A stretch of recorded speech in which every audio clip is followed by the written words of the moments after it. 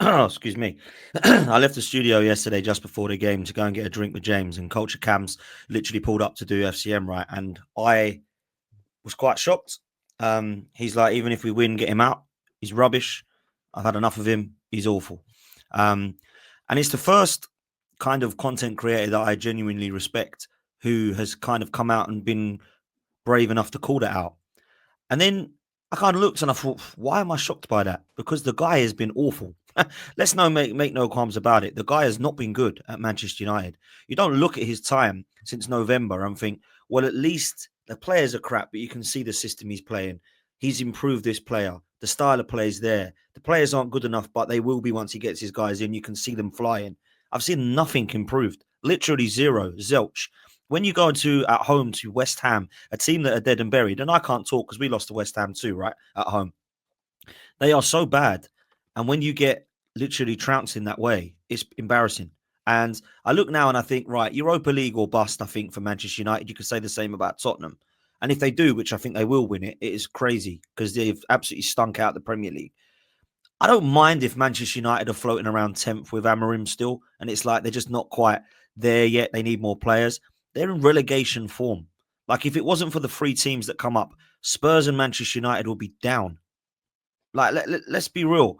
I honestly cannot understand why he's getting away with so much. Because if the culture is that bad, like he's saying, which I'm sure it is, you might as well have kept Ten Hag. The reason you didn't is because he was bad. Well, Amorim's worse than Ten Hag. Like, statistically, he's the worst Manchester United manager. So as much as there's a lot going on in the background and there's a lot of culture and there's a lot of, we're trying to change this, you've got the people in charge now. So that can't be the excuse no more.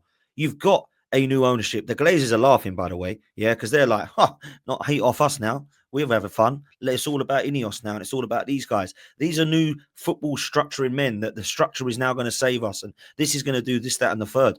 Now, look, I hope it continues because I can't stand Manchester United, right? However, I look at it as a kind of football fan, and I think, how long do we go before we actually say, is Amorim the problem? How many losses are we going to actually look at it and go, Because I'll tell you this, when I look at the scenario of Napoli, Conte has got 2 Man United and Chelsea rejects, and he's basically put Napoli top of the league. He's got Scott McTominay, Billy Gilmore, and Lukaku top of Serie A. That is crazy for me, right? Unless Inter Milan are now top, and someone will tell me I'm wrong because I don't watch Serie A like Mo does, right? So when you look at David Moyes walking in at Everton, but he already had that style of play with Sean Dyche. They were crap. It doesn't matter how many their style of play is just the same. He's improved that team. Everton now, you look at them and you think, I thought they were going down at one stage under Dyche. Now, all of a sudden, he's picked that team up and gone, I don't want this 11. They're absolutely atrocious. Other than Branthwaite, maybe Pickford, and maybe a couple of more players, they're dreadful. Yeah? That Manchester United side's better than Everton's. Don't tell me it isn't. But all of a sudden, no, it's culture's bad. Amorim, give him time. Amorim's the guy to save us. And I just look at United now and I think, how many more times are we going to just say the culture's bad? The culture's been bad for 10 years post-Fergie. Like, we can't just keep blaming the culture every season. The culture's bad. The culture's bad. The culture's... Well, change it then. 10 years it's been bad. When is it going to get better? I just think we give them a little bit of an easy ride, if I'm honest. This was Arsenal lumping down in 16th. Whew, man, it wouldn't be like this. It would be absolute like hell. And I don't know. I think, look, Man United fans might think differently. They might be getting a hell of a lot more stick than I believe. But now, like Sam said, it's like, United lost again. Anyway, what happened with Villa? Did they win their game? And it's like, whoa, exactly. What's happening here? Like, Man United have lost to West Ham, people. They are crap. Amorim is doing awful. Let's just say it. And it's like, we can't do it. To be honest with you, it is a cultural thing. And if you said that Arsenal were 13th and 12th, thanks to Arteta, your culture now is different than Man United. He changed the culture at your club to make you actually upset at a draw and an upset at reaching a semi-final. I'm being completely honest.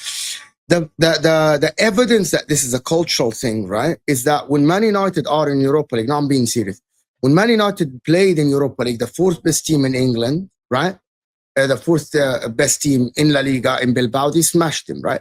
When they played Lyon, they came back. And don't tell me it's only adrenaline. What I mean by adrenaline, when you actually have these big games and games that are on the line for Man United, and you see the quality coming out, it's not only about the adrenaline. The adrenaline can push you so much, but the adrenaline gets the best out of you. The difference is, I'm going to give you an example. Arne Slot, for example, got the best out of the Liverpool players because he was able to motivate them every single game. The problem with Man United is very cultural. And the evidence is Europa League games that they are in the final today. In the league, as Hussam mentioned, and as I've been saying this to Terry for 2 years now, it has been normalized, the games in the league, that it's okay to draw, it's okay to lose. And that's a cultural thing. It's not a coaching thing. It's not only a player's thing. It's a cultural thing.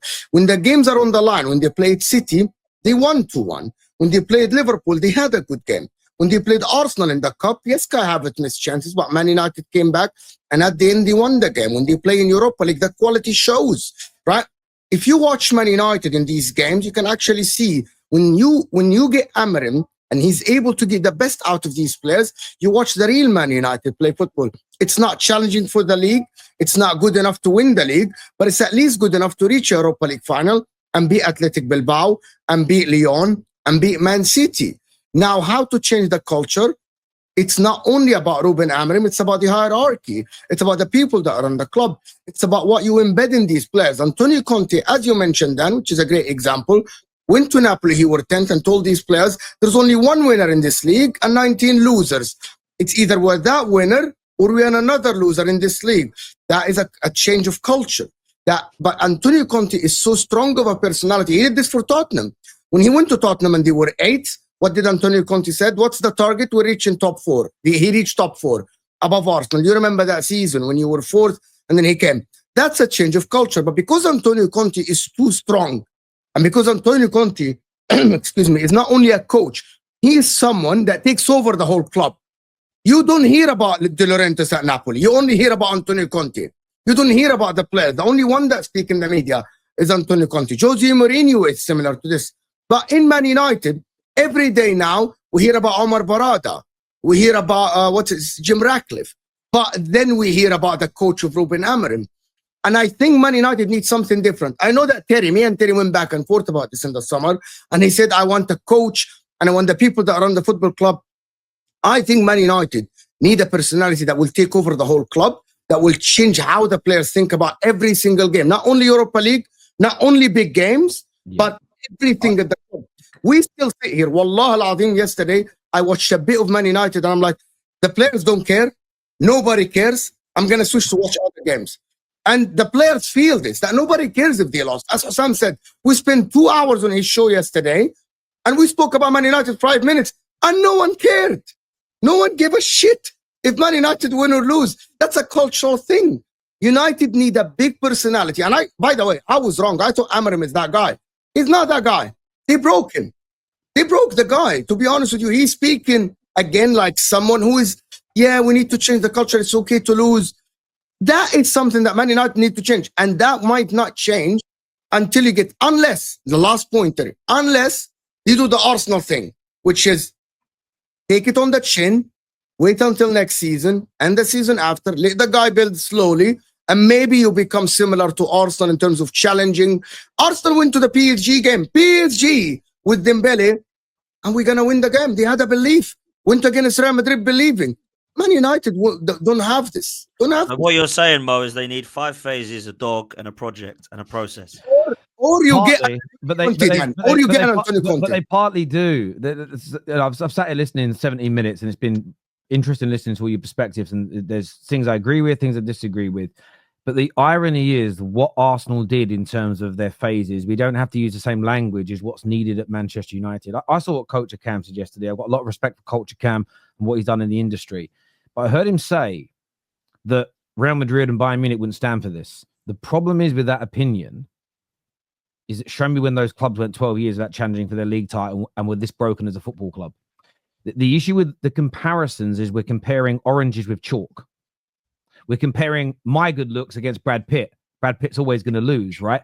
The point is that we're not making the correct comparisons. And we do this consistently as Man United fans and have done for 12 years. We ignore the root cause problems. And we continue to blame the coaches. We continue to blame the managers. And me and Hassam, hopefully Hassam will attest to this. We can go back as far as Ollie in the spaces when I told everybody, just sacking these managers and not fixing the culture is never going to fix the club. You then get Ralph Ragnick come in. We all remember he was talking about open heart surgery And fans going, yeah, he's right. 3 months of watching his football and everyone went, he's a fucking dickhead. It's not him. Can't be him. Look how players are better under Ollie. Fuck him, he's an idiot. A year later, we're going, oh, you know what? Ralph was right, were they? Man United fans will always forget the root cause problems. Now, what that doesn't mean, and let me just say this at the beginning, and again, if you don't see that it was a joke, Odds, please go and stop watching the show and go and touch grass, please, my friend. And welcome to everybody that's come over from the United stand to watch us. Welcome. Get that like button hit and smash for us, please. It's the root cause conversation for me. However, it doesn't mean that Ruben Amorim shouldn't be criticized. For instance, I wouldn't have played Lenny Yoro yesterday. In reality, I wouldn't have done that. I would not be putting Bayandere in goal. I think he makes our defensive line fucking nervous. There are things to criticize him on. However, I don't believe he can make this group of players that much better from a mentality perspective. And maybe I'm believing in Ruben Amorim because he says things that I've believed for a long time at my football club.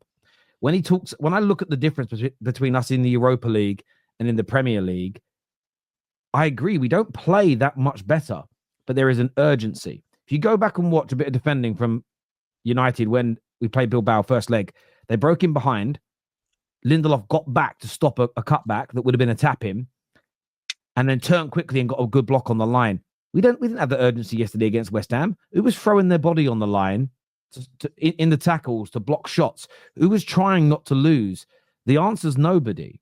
The only time in the Europa League this year where we've done that was when we had that mini collapse against Lyon, and then we fought back again. Outside of that, we have been every game, even with Ten Hag, funnily enough, working our bollocks off. And yes, I know the standard is lower, but the crazy thing is we've scored 35 goals in 14 Europa League games, but just 42 goals in 36 Prem games. And the response is, but the standard's lower, Terry. Well, most people, I wouldn't say Bilbao are a bad team. They're better than at least 12, 13 teams in England. I wouldn't say Sociedad are a terrible team. However, let's just say it right. The standard's lower. But we've conceived about the same amount of goals per game in both comps.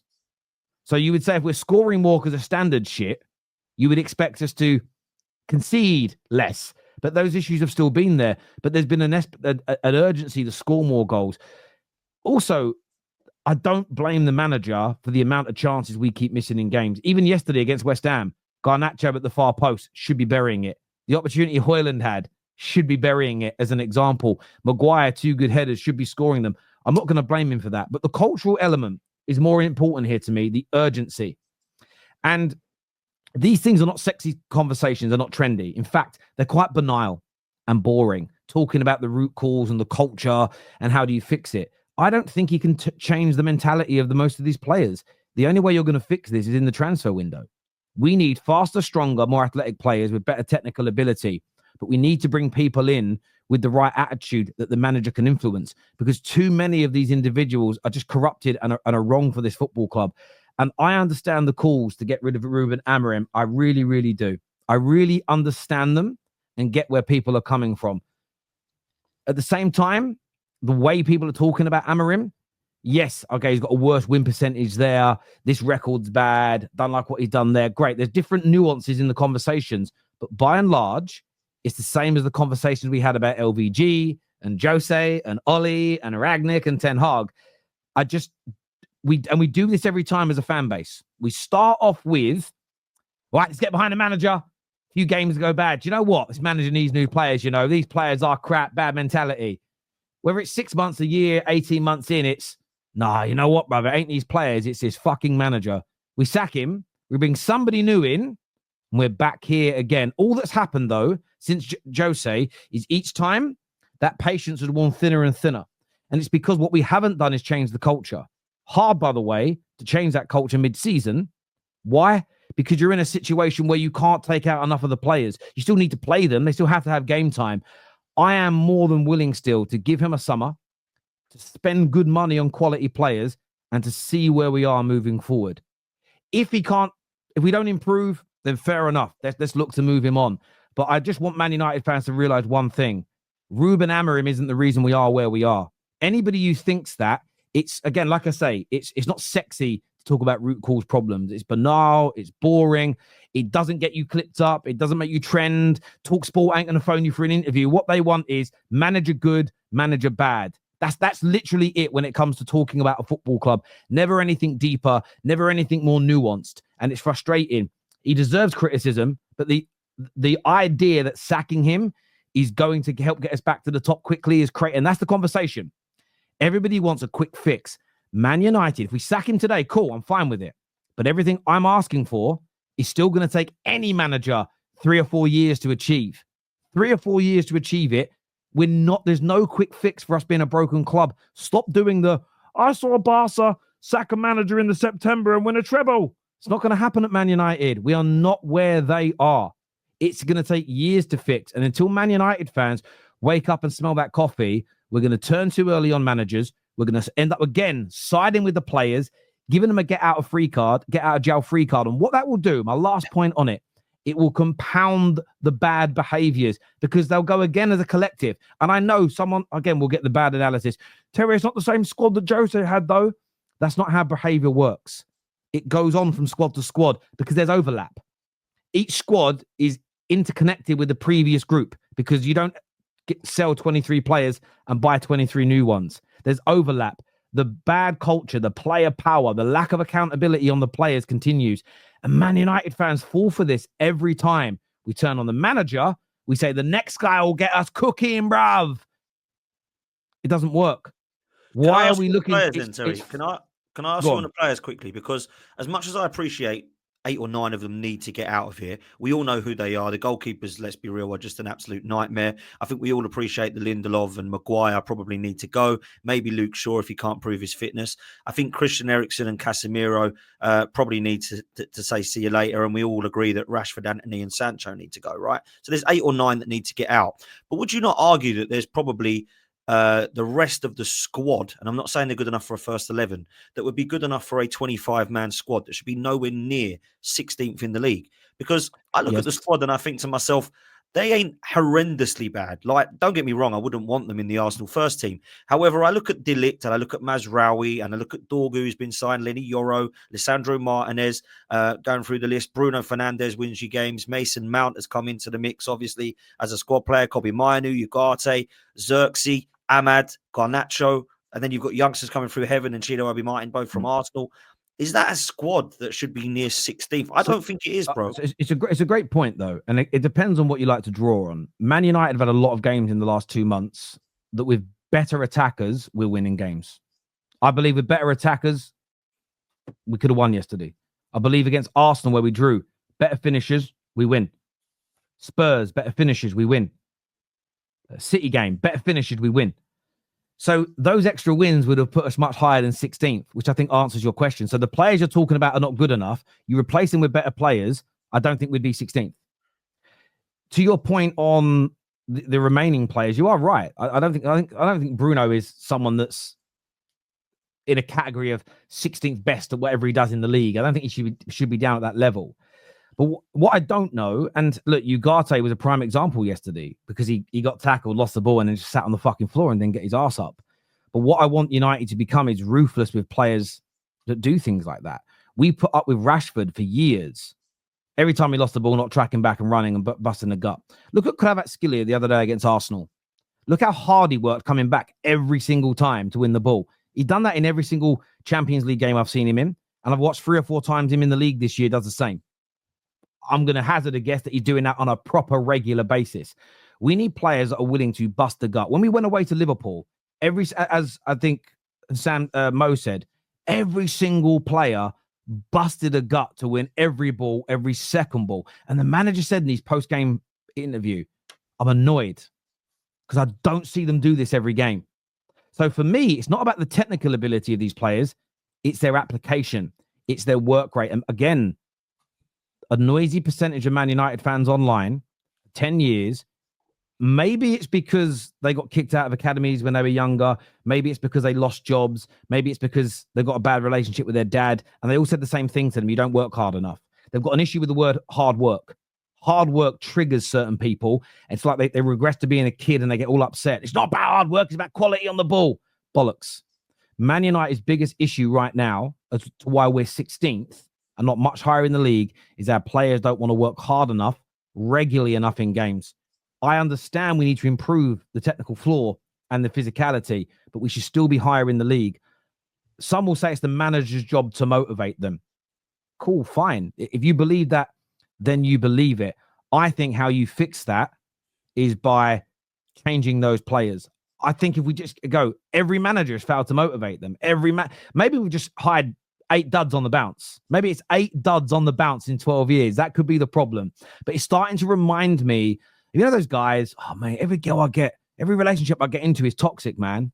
Well, 8 relationships in 10 years are all toxic, and you think it's the women.